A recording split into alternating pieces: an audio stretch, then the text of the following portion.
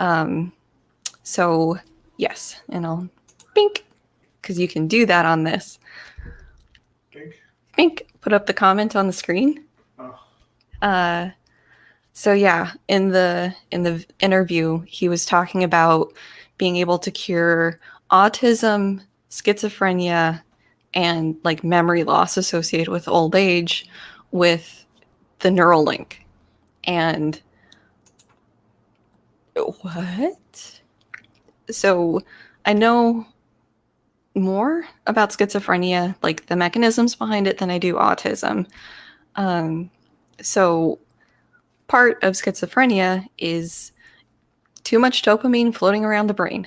And so the interesting thing with this historically is you have, I don't remember the name of the drugs. So for schizophrenia, there was one drug that basically lowers the dopamine levels in the brain. And if you dose that too high with a person, they lose the ability to move. Like it becomes very difficult for them to initiate movements. On the flip side, you have Parkinson's. And Parkinson's, basically, there is a area in the brain called the substantia nigra, which was described to me in a grad level class as like the dopamine sprinkler system of the brain. So this is where the dopamine is produced and sort of distributed almost in the brain. And it's called substantia nigra because over time the dopamine dyes it black. So it's just this black region in your brain, which is kind of cool. But so for Parkinson's, you give them L-DOPA, which increases the amount of dopamine they have floating around their brain, and they're able to move again.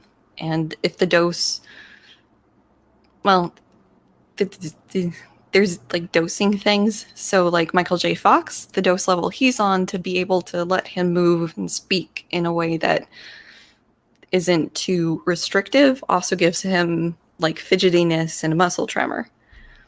And so if you have too high a dose of L-DOPA, you start having sort of schizophrenic symptoms like hallucinations, uh, visual, auditory, sensation things. And so it's this really interesting continuum almost of like too much dopamine, too little dopamine, and problems it causes for people.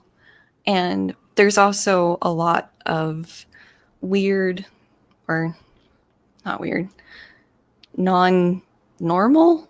I'm trying to think of the best way to say this.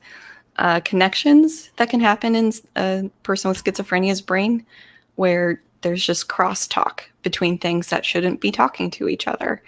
And so I could see maybe somehow some sort of human computer interface device helping with that, but it wouldn't address the dopamine issue.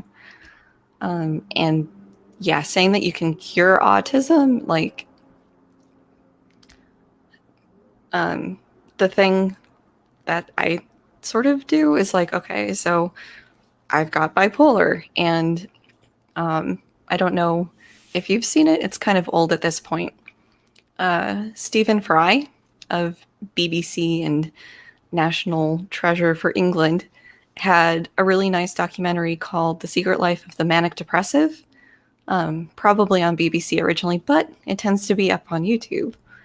And he goes around, talks to different people with bipolar for their experiences, what it's like for them, gets a full range of experiences, like some people who tend to be more anchored in the depressive, some people who are anchored more in the manic, different treatments that they've had, and different outcomes from that. Like he interviewed Carrie Fisher for part of it, and that was kind of cool. But one question he asked everybody is if there was just a little button that they could push and have the bipolar go away, would they push it? And the majority of people that he talked to said no. I mean, and that's kind of my response too, where it's caused difficulties in my life, sure, but it's also given me kind of a different experience that has shaped who I am. And so if I could just have a magic button, just bipolar's gone, I don't know if I'd want that. But I'm also not somebody who has experienced severe debilitation from the bipolar. So I imagine if I had to be hospitalized and heavily medicated and other things, I'd have a different answer. So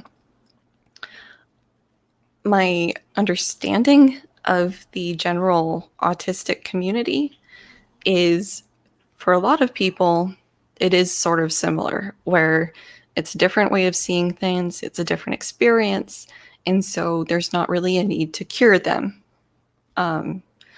There's absolutely accommodations that could be made to make their life easier, but they don't want to be fixed, because that implies, for one, that there's something wrong with them, but also that they're broken or whatever. Flip side of that, I had a cousin when I was little. Like, he died when I was little, and he was he was on the severely affected end of the spectrum for autism. Like, his language was okay, but I think they did a lot of work to get him there. His mom couldn't clean, really. Like, he'd have to be out of the house for her to be able to run the vacuum, because he would just have a huge meltdown. And, it was a very debilitating thing for him. And he would, if he hadn't died from like a heart thing, like, he would have needed a lot of assistance his entire life. And so for somebody like that, I could see them having a different answer. But it'd be nice if, instead of saying like, we're just going to cure autism, like, have a different technique available to help those who want it. Maybe sort of like the deaf community, where some people see it as integral to their identity and they don't need fixed, or they don't need to be able to hear to live a full life, whereas other people want to have the cochlear implant or to be able to sort of interface more with the hearing world. So yeah, that was an interesting part of the interview. Little scary. But then also, like, him saying that we could fix memory loss or something, like, not sure how that would work. Like, I'm most familiar with Alzheimer's and the mechanisms there, where, like, you have the tangles that form and plaques that form where just neurons get fucked. And as they get fucked, they fuck their neighbors, and it's just this massive loss of neurons that happens frequently in the hippocampus, which is a brain region where memories sort of are stored. But then it can also spread like to the frontal lobe and cause difficulties there. And so for him to be able to fix memory loss, like, once those tangles and plaques form, like, those connections are gone. So if he had some sort of map or a connectome of where everything is going and all the connections and what those represent, maybe you could rebuild it, but it seems like you'd have to have sort of a constantly updating map of the person's memories and the connections for the different neurons representing those memories. And yeah. So the other thing, paying my bread tube dues, that stuck out to me on this is just, he's talking about this as, we have to do this to be able to keep up with the AI that's coming. And we either can keep in pace with the AI and sort of join them, or we get left behind and the AI goes off and does whatever. And the thing that struck me about this is just, this is going to be expensive. There's no way this is not going to be expensive, And so who's going to get these Neuralinks, or who's going to be able to afford to have these done? And maybe the less wealthy would be able to get some in like the early testing phases, which is great. But I really feel like this is going to be another just dividing point between like the 1% or the haves and the people who can't afford it. Like, even something like a Tesla, like, those things are prohibitively expensive. And it's sort of like, okay, I can tell who has money here and who doesn't based on what they're driving. And it's not just Teslas. There's a lot of people with obscenely expensive cars here. But yeah, if there was like this thing that would prevent like dementia, Alzheimer's, like all of these degenerative conditions that happen with age, who's going to be able to afford it? The people who can already afford the nice healthcare and stuff. And yeah, he's optimistic about the outcome of it, and I am very much not. But I am not the head of Tesla and the Boring Company and Neuralink and SpaceX, so maybe I'm just jealous. Probably not.